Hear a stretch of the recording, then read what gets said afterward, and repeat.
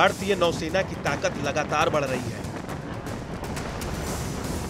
समुद्री सीमा की रक्षा करने के लिए नौसेना के पास एक ऐसा हथियार आया है जो किसी भी सबमरीन को चंद सेकंड में सुहा कर देगा। ये बेहद आधुनिक हथियार है जो भारतीय नौसेना के युद्धपोतों को पहले से ज्यादा ताकतवर बनाता है।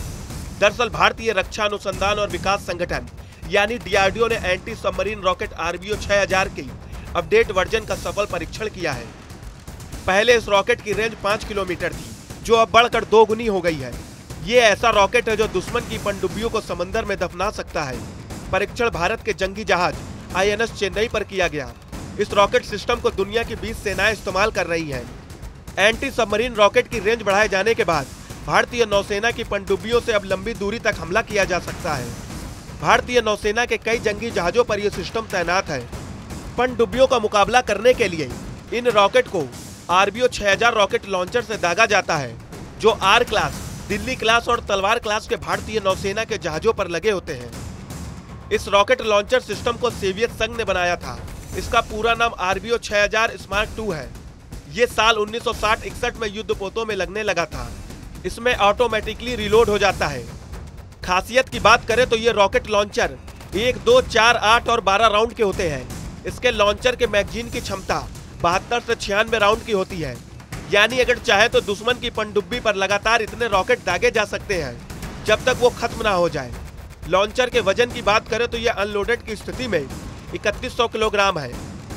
लंबाई 2 मीटर, ऊंचाई 2.25 मीटर और चौड़ाई 1.75 मीटर है।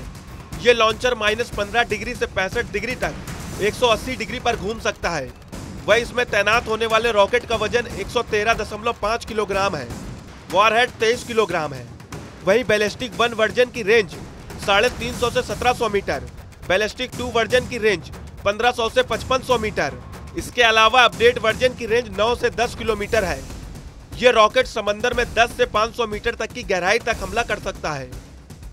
डीआरडीओ के वैज्ञानिक की माने तो भारतीय नौसेना को विस्तारित रेंज के एंटी सबमरीन रॉकेट की जरूरत है, जो दुश्मन की पनडुब्बी को 8 किलोमीटर की दूरी तक मार सके। इसलिए वैज्ञानिकों के एक समूह ने इस परियोजना पर काम किया और नौसेना की आवश्यकताओं के अनुसार रॉकेट का विकास किया। पहले के वर्जन में 5 किलोमीटर रेंज थी, जिसे अब बढ़ाकर 8.9 किलोमीटर कर दिया गया है। अभी भी नौसेना की आवश्यकताओं के आधार पर काम किया जा रहा है। टॉर्पीडो की जगह नौसेना के ऐसे रॉकेट की जरूरत है जिससे सटीक हमला करके लक्ष्य को एक बार में ही नष्ट किया जा सके, ताकि दुश्मन को भारतीय पनडुब्बी की लोकेशन न मिल सके। इसलिए रॉकेट की भूमिका टॉर्पीडो जितनी ही महत्वपूर्ण है। हिंद महासागर क्षेत्र में विदेशी पनडुब्बियों की बढ़ती संख्या को ध्यान में रखते हुए इसको अपडेट किया गया है।